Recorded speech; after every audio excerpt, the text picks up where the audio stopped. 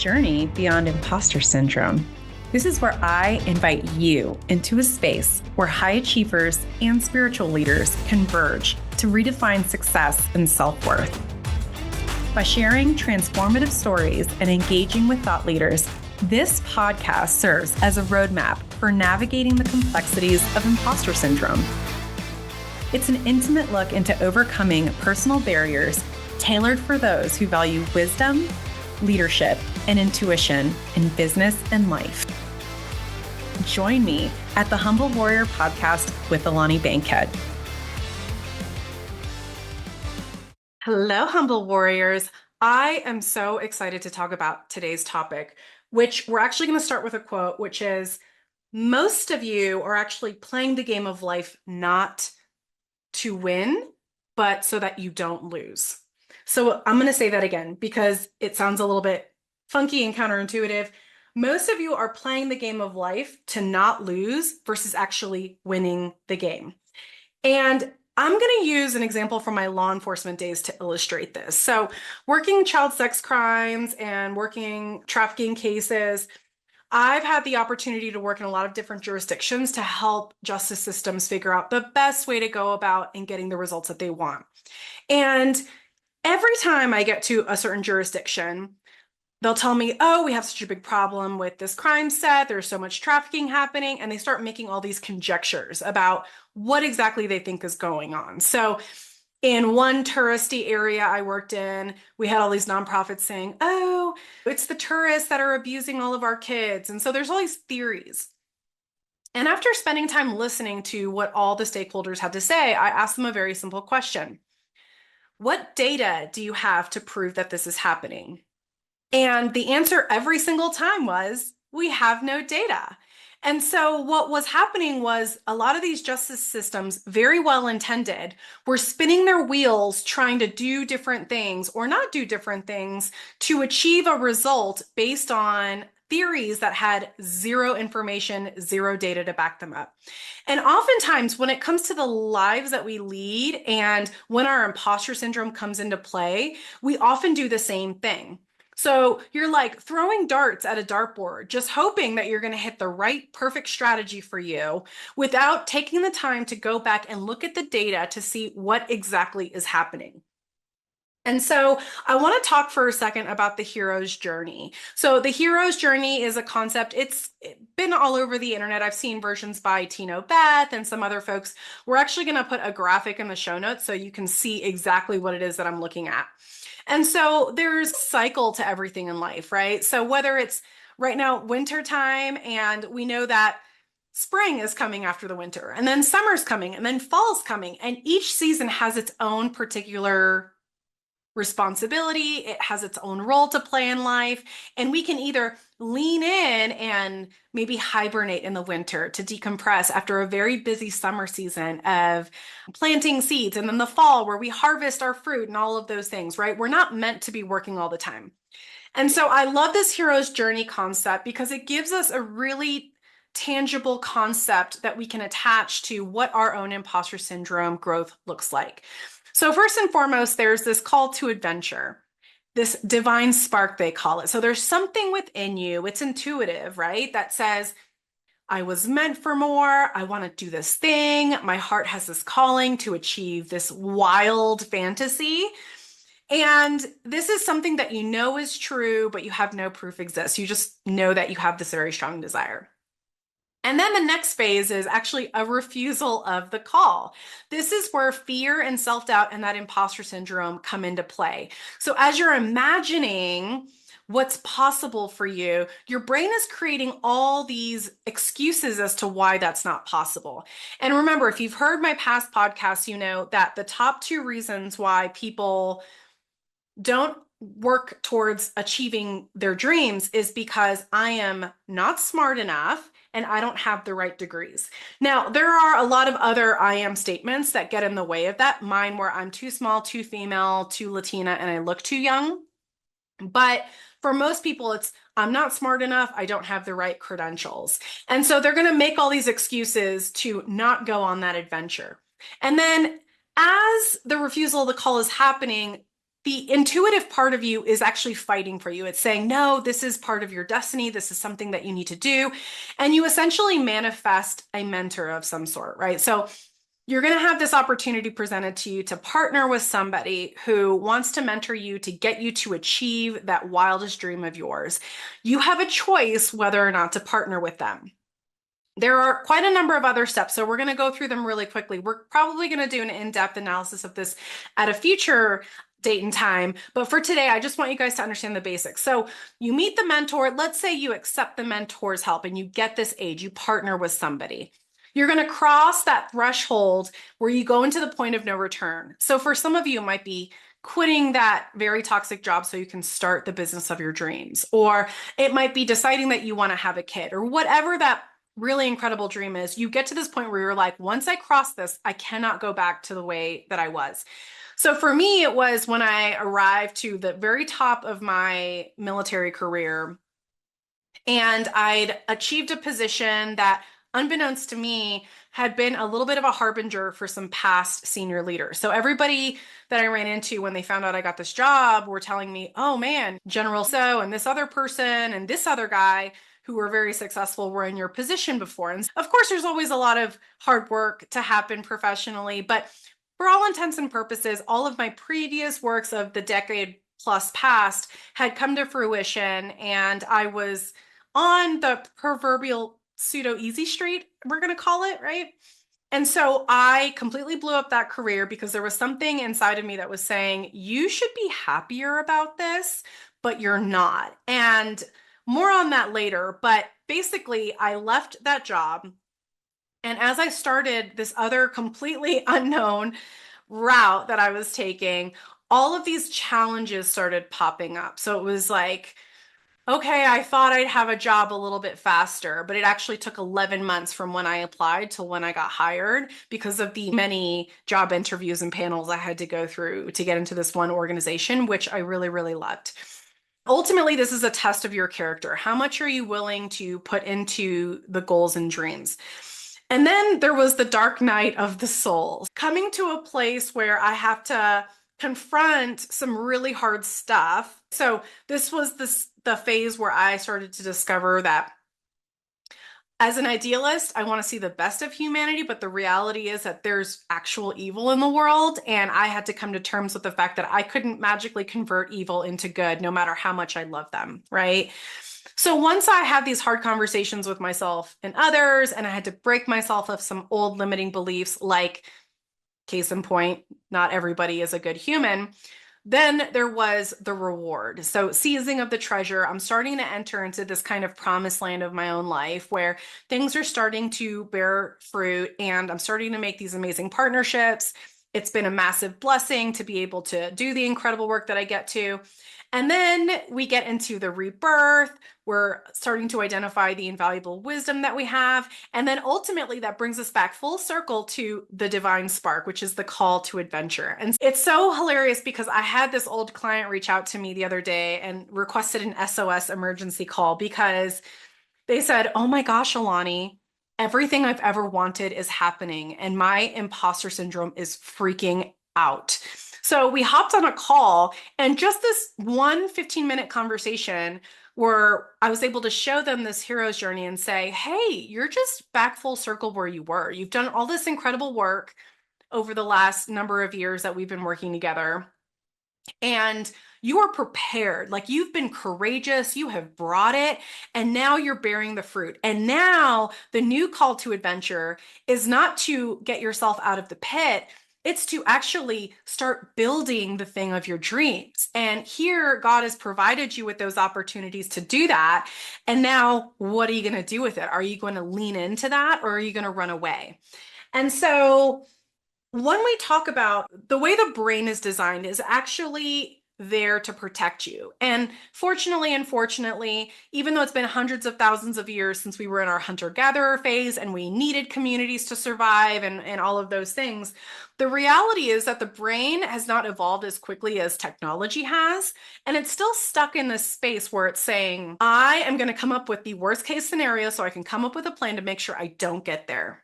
So that is a great example of how we are living our lives not to lose rather than living our lives to win. And so understanding what this hero's journey framework looks like gives you a really great concept that you can start to use as buckets to identify, okay, these experiences are occurring to me that indicates that I'm at this particular phase in the hero's journey. And so much like those folks who in the justice system were throwing darts at the dartboard trying to figure out what to do, the first thing that we ended up having to do in those spaces was to collect the data. And I'm not a statistician, I'm not a data analyst, I'm not even an intelligence analyst, but I know my way around an Excel spreadsheet. And it's very easy for me to sit there and think, but I don't know anything about data analysis and who am I and blah, blah, blah, right? So that's my brain telling me, I don't want you to lose. And so we're going to do everything we can to keep you safe rather than focusing on what does the win look like. And I got my little Excel spreadsheet out. I showed myself grace and I started collecting data. And the fun thing about data is as you work your spreadsheets, you realize, oh, there's some things that maybe we want to start tracking. And as you gather enough information, you start to see the patterns. They just jump out at you. And so we were seeing some pretty significant data and trends in the information that we were collecting. And once we had enough, we were able to start making educated guesses on where we needed to hunt bad guys so that we could best protect the kids.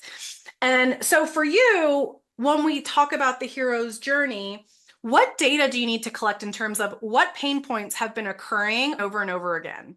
That is usually a signal that the universe is trying to teach you something, but you have not learned the lesson. So rather than sitting there in that space thinking, why does this keep happening to me? This is so frustrating. Reframing that and thinking, okay, what's going on here that I'm not learning and what lesson do I need to learn? So curiosity is the vehicle to get there. Now, I was very excited this past week because we just did week 2 of our 7 levels of money mindset event. And so it's all about using the energy leadership index. It's like a Myers-Briggs or a DISC assessment. It actually measures your emotional output day to day and when you're under stress.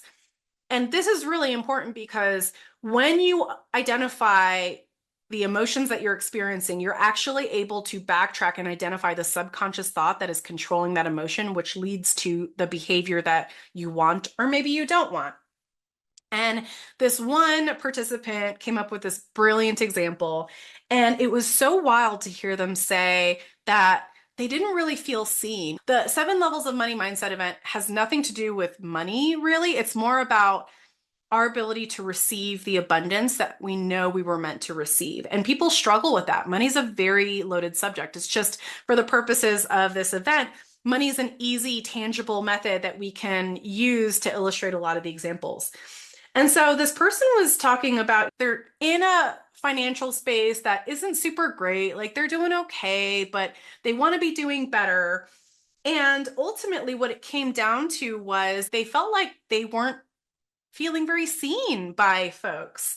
And when you don't feel seen, it's really easy to stop yourself from receiving money, right? Nobody's going to give money to an invisible individual. And so I'd ask this question of when was the first time that you felt not seen by others? And this person actually disclosed that during childhood, they remembered all these instances of they grew up in a family that had a lot of family members in it and they felt like a number. And anytime they asked their parents for something, the requests, so their needs were always met with kind of a sense of, I'm really busy, or we don't have money for that, or please don't bother me, I'm really tired. So it wasn't purely limited to financial support, but time, energy, these were also lacking in that family unit. And we're not saying that the parents were bad parents, quite the opposite. The parents were absolutely doing the very best that they could. It just so happened that this individual, as a child, was expressing their basic needs, and those basic needs weren't being met.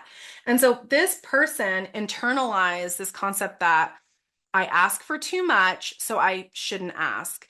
And I need to be the peacekeeper because those around me work really hard and I should add to their lives, not take away from it. And in a lot of ways, they shrunk themselves and made themselves be invisible so that they wouldn't be a nuisance to other people. But the wild thing about this person is that they help so many other people feel seen. And they didn't even realize it until we were able to reflect that back to them of saying, hey, I've observed your work and it's really powerful. And look at all the different ways you help this particular group of people know that them and their work actually matters. And so most of you, like this one client, are actually doing your life's work unwittingly and without realizing that you're actually doing your thing. But you're frustrated because maybe your brain is saying you're not doing it in the way that it should be being done and that you're not doing it to the level of perfection that your inner imposter demands, right? We know that a standard behavior of imposter syndrome is perfection, which leads to burnout. And so understanding how your imposter syndrome cycle works as part of this hero's journey can be a really powerful tool to helping you learn how to harness that.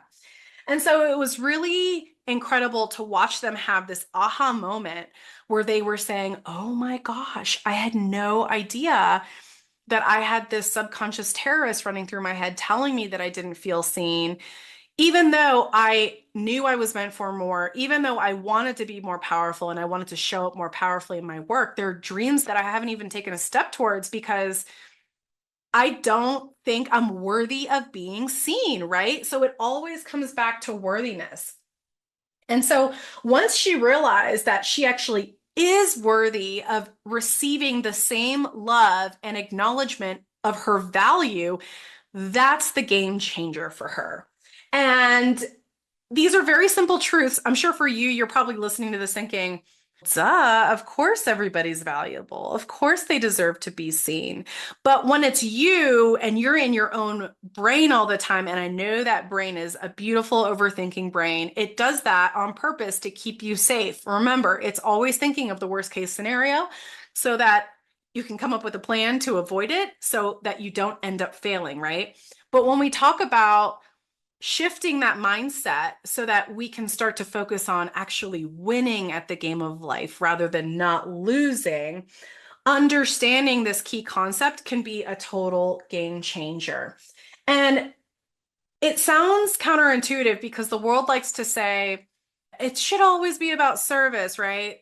The only thing that really matters is you being of service and being selfless and da da da da. And while that is true, I've said this before, I'm going to say it again, that those who are listening to this podcast who haven't run away screaming yet, I'm willing to bet are one of the 10. And so the concept of the 10 is something that I borrowed from David Goggins. So he's an inspirational speaker, former Navy SEAL, like super badass. And he says that out of every 100 men on the battlefield, 10 should not even be there. Like they're pretty worthless. 80 are just targets. 9 are the real fighters. And we are incredibly lucky to have them, for they make the battle. But the one is a warrior. And so my people are not like the other 90. They're not just targets. They're not floating through life doing the bare minimum, trying not to lose. Maybe you feel like you're resonating with this and you're like, oh my gosh, I've been living my life not to lose for a long time. That's okay. You have the awareness now, but the reality is that you are one of the 10. If you're also thinking, but I was meant for more, I just don't know how to get there. What is the process for me to arrive to that place of being the 10? And so the rules are a little bit different for you guys because you live your life around service and most people don't. Most people are selfish. Now, that doesn't necessarily have to be good or bad. Remember, they're in survival mode, just like the rest of us. But you see the bigger picture. You understand the vision. You see each step and how to get there. And whereas most people's frustration is, I live in victim and anger mode, and this is a miserable place to live, your problem is, I'm dealing with the other 90 who are in victim and anger mode, and it's miserable that they don't see or understand the vision that is so clear and so obvious, and oh my gosh, am I crazy? Friend, I'm here to tell you that you are 100% not crazy. It's just you need to understand the framework and your role in the bigger picture of things. So if this is resonating, please DM me, let me know what you think your role is. And so once you, one of the 10, finally realizes that you are worthy of receiving these things, then you're going to understand that in order for you to multiply the work, you have to ask for what you need. And this individual is so humble. Everybody I work with is so freaking humble that you guys aren't going to ask for what you need because you don't want to be a bother. You don't want to be a nuisance to anybody else. Especially in Western society, we really value rugged individualism. So, this concept that we need to do it all by ourselves and be super independent, there is a time and a place for that. But I do think we've gone a little bit too far towards rugged individualism and it's hurting us. We are meant to be in community and do things together. We do it more efficiently when we work together and we get more result, right? And so for you, once you learn how to receive, asking for what you need, learning how to receive it, you can actually do more and receive more. And so you exponentially work towards increasing your joy, your thriving, while you're supporting everybody else around you in joy and thriving. This goes completely counterculture to what the world teaches you, which is super binary. It's spending time in this very angry, conflict-ridden space of I win, you lose. Whereas you, the 10, know that you're winning all the time. So even when you're losing, you know that things are working out in your favor because you see the much bigger picture. And so just know that every time you go through this evolution, it's going to be the same pattern. And once you recognize what your patterns look like, you have more awareness, you can have more peace knowing that you've been through this pattern and you've not only succeeded, but you've thrived. So bringing it back to that one client I had that reached out and was like, oh my gosh, Alani, I just got everything I wanted. What do I do? So that call to adventure for her has allowed her to progress to the next step, which is the refusal of the call, right? This is where the fear and the self-doubt comes in. And she's, what do I do? Do I say yes to all of it? Do I say no? What if I don't have the energy? I'm getting older. What if this is some crazy test? And what if I'm going to end up burned out? And so that brain's going into overdrive, trying to self-protect again. But because she's done the work, she knows that she has a strong support system that's there to support her. She reached out to the mentor, right? This is part 3 of that cycle of the hero's journey. And so reflecting back everything that she was experiencing, it was fun, frankly, to be able to tell her, you've literally been wanting all of these things for years, and now they're here. And God, the universe, whatever you choose to call it, is freely offering it to you. And you want to say no? Are you kidding me right now? And it reminds me of that Marianne Williamson quote that says something like, what we fear is not our darkness. What we actually fear is our light. What if we're way more powerful than we realize? That's scary, right? Because with great power comes great responsibility. And what if I don't do right by this power? And so this is where those mentors, again, come in super handy and are powerful tools for you because they help hold you accountable. They reflect back what they see, and they can be that check and balance for you when you know you have blind spots and you want to do right by the mission, right? You guys have powerful missions. And so the other thing I wanted to mention today is the reality is you will never actually be content with your future self if you're not learning how to be content with your present self. And I heard years ago, Oprah was talking about how gratitude changed her life. And I'm like, oh, I want to be like Oprah. I always joke. I'm like, I want to be like Oprah, but nobody know me. I want to have that level of impact, but still have my privacy. And so Oprah said every morning would, in her journal, write down 3 things she was grateful for. And it could be something big, right? Like maybe she got a big cover, maybe she made the Forbes list again, whatever it might be. But it could also be something small. I'm really grateful for the feel of the grass between my toes. Or one time she shared about how a neighbor left this beautiful bowl of lemons on her doorstep. And for her to open her door and see the sun shining on this beautiful bowl and how rustic it looked. And it just made her feel really seen and loved. And so I was like, okay, gratitude, like this is the way, right? We've heard this from all kinds of people, not just Oprah. So for years, I did a gratitude journal, and every day I would start items one, two, and three. What are the three things I'm most grateful for? And it did help in terms of me remembering things that happened in the previous 24 hours that I should be happy for, because of course my brain is always letting go of the good things that happened in the past, and instead it's focusing on what isn't working and what do I want, what scarcity mindset basically. So it did a great job in bringing me back to the present and acknowledging some of the abundance that I did have. But what I realized after a while was the exercise itself wasn't actually working for me that well. And it took me a long time to figure out that the reason why was because I'm naturally a grateful person. I recognize that's my standard MO. But what I was terrible at was asking for what I needed and then asking for that from the right people with that resource. And so, because I literally wasn't in tune with my basic self and my basic needs, that depth of gratitude that I really wanted wasn't accessible because I hadn't taken the time to open up that tiny little door in my heart. And so, what I was actually saying in my gratitude journal was, I'm grateful that a sad peon like me got these crumbs, right? If I'm really honest, I was grateful, but looking back, that's what I was saying.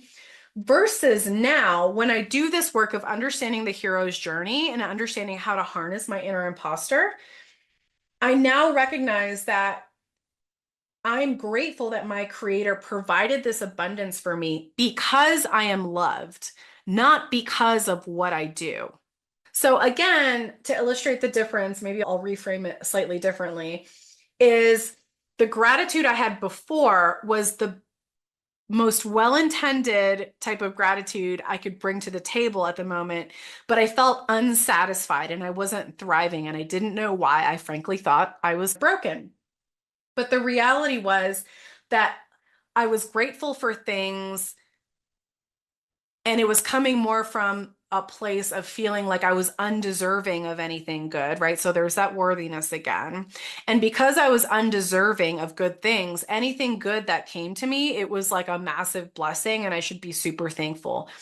Rather than as a parent, when I look at my daughter, I want to give her good things. I want to give her the whole world. And I don't want to give her those things because she got good grades or because she performed in some play or something like that. I want to give her those good things because she exists, because I love her, and because we all deserve to be seen and loved as human beings, right?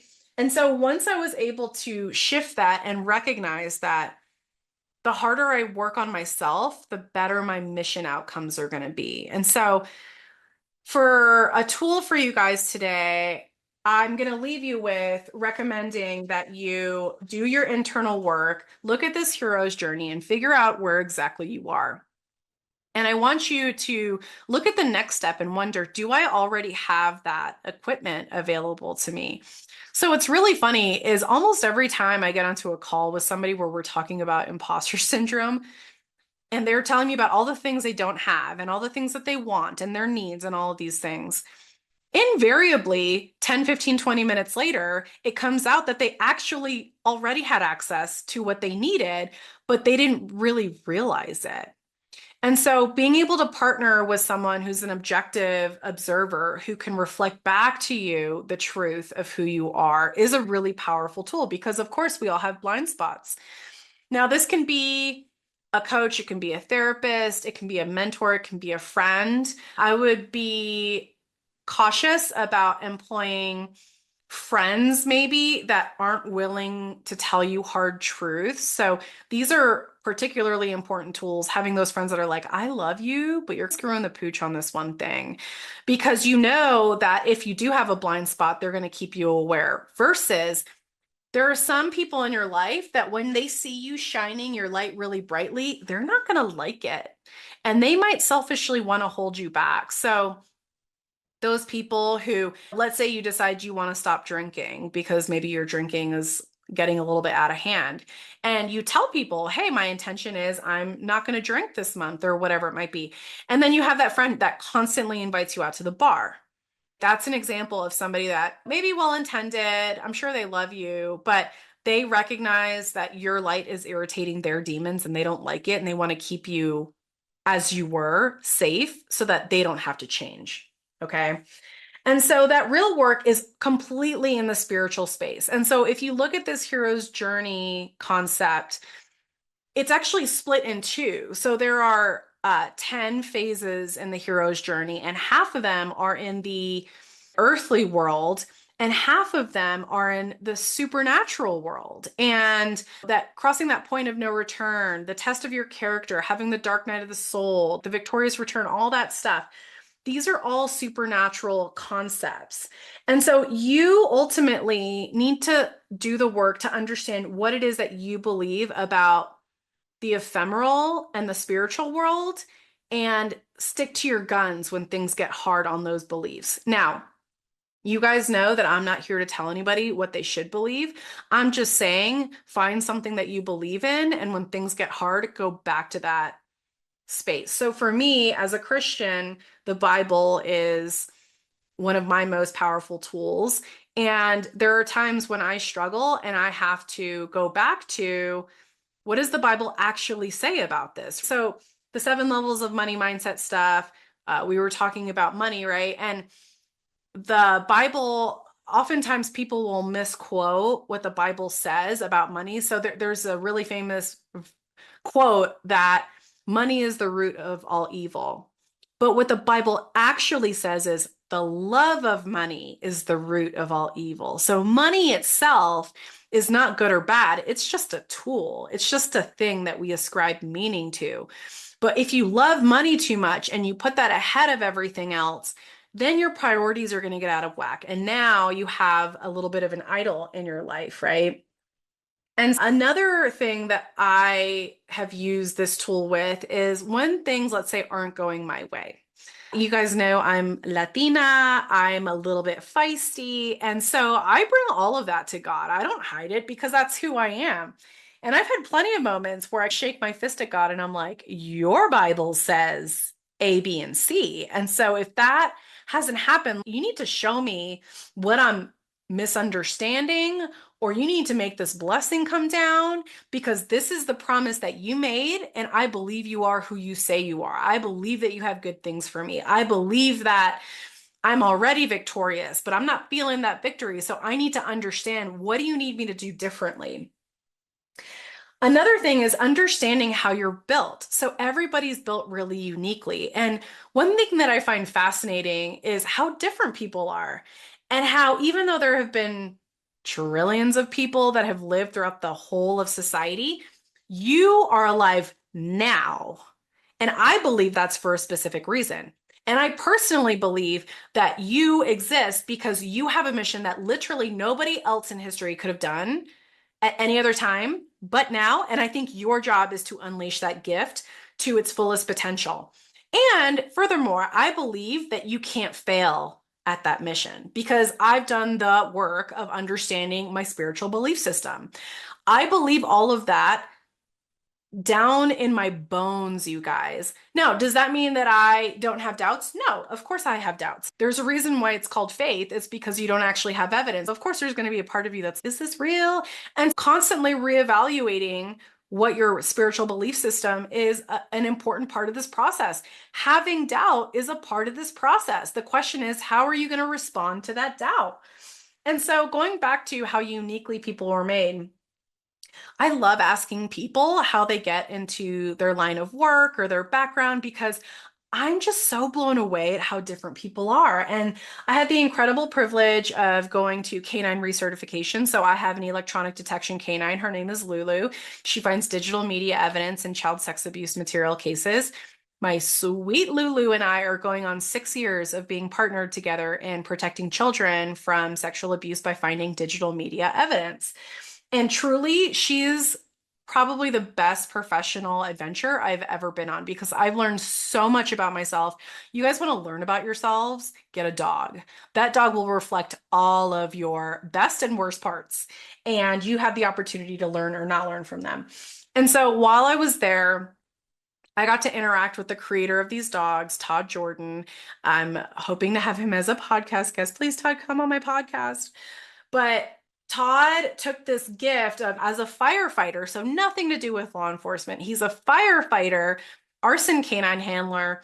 He creates these dogs out of a need to collect as much evidence as possible. As investigators doing search warrants on these child abuse cases, we are often terrorized and fearful that we're not actually collecting all the evidence that we need, that we have missed evidence. I know I've lost sleep over that many times, especially when you're in a hoarder house or they're really meticulous in hiding evidence.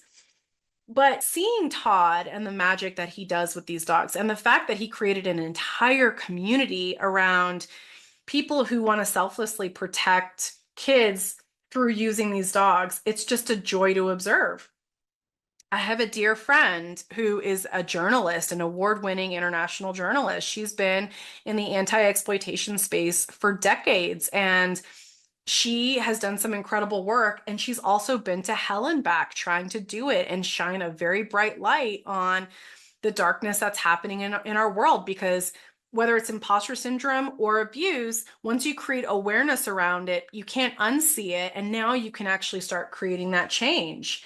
And understanding that she's a little badass, just like me, except she uses a camera instead of a gun and a shield like I do. I was on the plane coming back and I watched a documentary about Jose Andre. He's the really famous chef from Spain. And he started a nonprofit that goes to disaster areas and feeds people, right? And in a lot of ways, people say he's creating the model that FEMA should implement on how to feed and provide for the citizens' basic needs, which in this case, he's solving the problem of hunger. And it's just so incredible to see people unashamedly offer their greatest gifts to the world. Yes, there are challenges. I mean, Jose Andres talked about they buy the food and then they figure out how to pay for it later. Isn't that so insane? Whereas you and I, traditionally, our brains would be thinking, how am I going to get the money to pay for this? He doesn't even focus on that. He just buys what he needs to solve the problem, and then he comes up with how to cover that cost later on. And every time they're able to cover the costs. And so that for you is just an example to consider in terms of what do I need to do to get out of my own head and start doing and trusting that the solutions are going to be presented to me at the right time. And another thing is receiving. So receiving is a spiritual gift that, guys, you have to learn how to do. Otherwise, again, when you get to that apex in your career, that point where the universe is offering you the ability to thrive, you're going to reject it. And I've seen it happen where people say they want something, and as soon as it's offered, they reject it because they don't want to screw up the opportunity, which is super insane. And so understanding how to receive and changing your goals rather than, man, I have to suffer and strive and all this stuff to get to where I want. What if you make it fun? The 7 levels of money mindset, we've been using a Monopoly board on a game that we know we're not going to lose. And we've been incrementally coming up with steps to achieve the goals that we want. But the question also is, who do you want to play that game with? What trusted people can you have in your corner that are going to encourage you and also speak truth to your BS when you need to hear it? And finally, you guys, I'm just going to bring it back full circle and remind you that this is an opportunity for you to stop being on autopilot. So many of you are doing your very best. I know you guys bust your butts. I know you work really hard in service to people that really matter to you. I know you don't actually want anything in return, but the reality is you need to put food on the table if you want to keep doing the mission. You need to keep a roof over your head if you want to keep making the impact that you've been making. And there are people out there who love you and want to see you thrive, but you have to be open to receiving the gifts and the love that they have for you. When you can do that, your mission is going to exponentially get better. You are going to start thriving more, and the things that you want are going to start presenting because finally you will have decided that you are worthy of good things. And so, you guys, man, that was a big, beautiful word vomit today. And If you are looking for other resources, I mentioned the life purpose piece. I have a freebie for you. It's on my website, www.mightysparrowcoaching.com. I have video prompts for you to help guide you. You can also check out my best-selling book, The Least of Us: How Your Imposter Syndrome Points to Your Greatest Power. It's available at all major book retailers.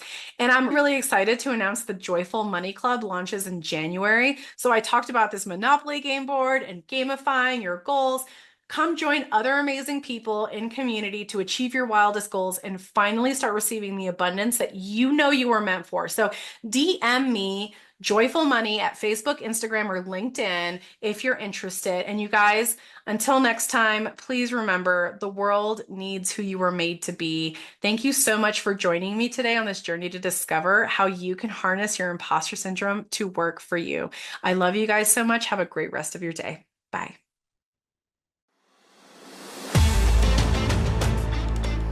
If you enjoyed this episode and would like some help overcoming your imposter syndrome, check out the free life purpose exercise on my website and subscribe to my blog.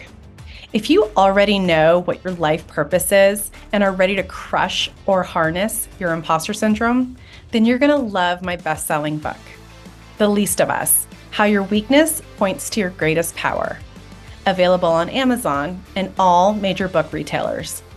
Or you can hit me up at Alani at mightysparrowcoaching.com to discuss private coaching or corporate and government training.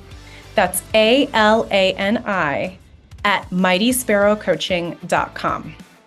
Listen, there's only ever been one you, and there will only ever be one you. And you have a specific gift to give that the world desperately needs. Don't let your self-doubt be the thing preventing you from living your most joyful and impactful life. Until next time, I'm always cheering you on.